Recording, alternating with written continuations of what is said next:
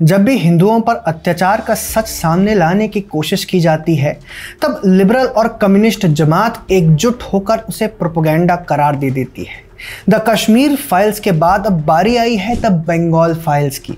और देखिए, वही पुराना नैरेटिव, वही शब्द, वही घिसा पिटा आरोप, प्रोपेगेंडा, नफरत फैलाना, हिस्ट्री को तोड़ मरोड़ कर दिखाना। लेकिन सवाल उठता है, क्या सच को दिखाना प्रोपेगेंडा है, या फिर ये प्रोपेगेंडा उन लोगों का है जो दशकों से बंगाल के हिंदुओं की पीड़ा को छुपाते आए हैं। लेकिन आज हम जो खुलासा करने वाले हैं उससे पूरी लिबरल कम्युनिस्ट जमात चुप हो जाएगी जब ये सुनेंगे कि इनके सबसे बड़े नेता ने डायरेक्ट एक्शन डे पर क्या कहा था। The Bengal Files movie director Vivek Agnihotri की एक कोशिश है उस क्रूर सच्चाई को सामने लाने की जिसे हमारे इतिहास की किताबों से गायब कर दिया गया था। ये फिल्म डायरेक्ट एक्शन डे यानी 16 अगस्त 1946 के नरसंहार पर आधारित है। वह दिन जब लाखों हिंदुओं पर हमला हुआ, घर जलाए गए, महिलाएं प्रताड़ित हुई और निर्दोष लोगों का कत्लेआम हुआ। लेकिन आज की तथाकथित लिबरल मीडिया और कम्युनिस्ट लॉबी इस फिल्म को लेकर बौखला गई है।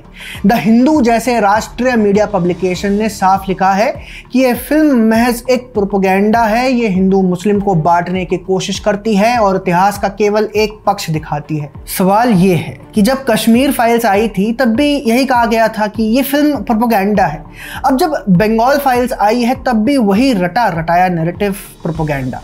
मतलब सच्चाई चाहे कश्मीर की हो या बंगाल की, जब भी हिंदुओं की पीड़ा दिखेगी उसे प्रोपेगेंडा कह दिया जाएगा।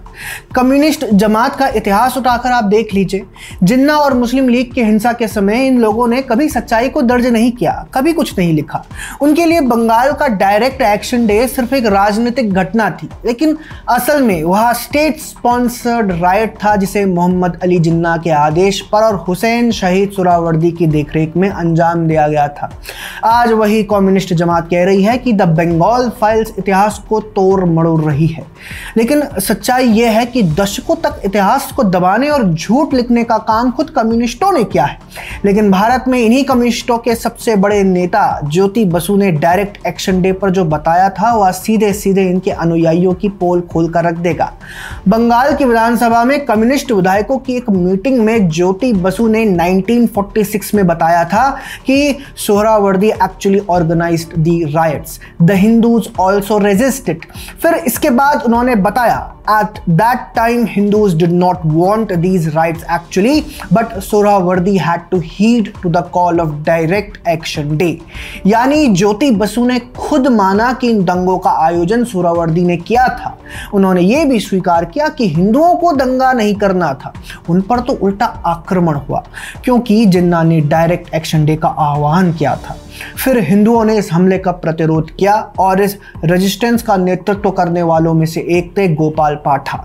अगर आपने द बंगाल फाइल्स देखी है तो आपने इनके किरदार में सौरव दास का अभिनय जरूर देखा होगा। तो अब सवाल ये है, जब ज्योति बसु जैसे कम्युनिस्ट दिग्गज ये बात स्वीकार कर चुके हैं तो फिर आज के लिबरल और कम्युनिस्ट क्यों बंगाल फाइल्स को प्रोपेगेंडा बता रहे हैं? क्या ज्योति बसु भी प्रोपेगेंडावादी थे या वे भी संगी थे? दोस्तों, असल बात तो यह है कि कम्युनिस्ट और लिबरल इकोसिस्टम को सच्चाई से डर लगता है। उन्हें डर लगता है कि अगर डायरेक्ट एक्शन डे की असलियत जनता के सामने आ गई तो वर्षों से चले आ रहे उनके पॉलिटिकल नैरेटिव का क्या होगा। अगर हिंदू जागरूक हो गए कि कैसे बंगाली हिंदुओं के अत्याचार पर मीडिया, लिटरेचर, इंफॉर्मेशन को दबाया गया, तो फिर लिबरल मंडली को उनके वोट बैंक के अलावा कौन वोट देगा? तो दोस्तों, डायरेक्टर विवेक अग्निहोत्री की द बंगाल फाइल्स पर लगाया जा रहा ये आरोप कि ये फिल्म महज प्रोपेगेंडा फिल्म है, पूरी तरह से झूठ है।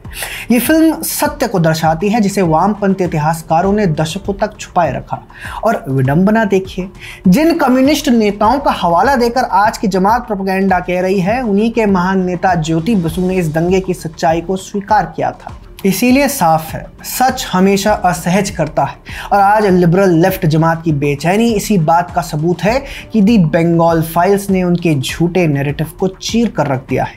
दोस्तों, अब आप बताइए, क्या सच्चाई को दिखाना प्रोपेगेंडा है या फिर दशकों से सच्चाई को दबाना ही असली प्रोपेगेंडा है?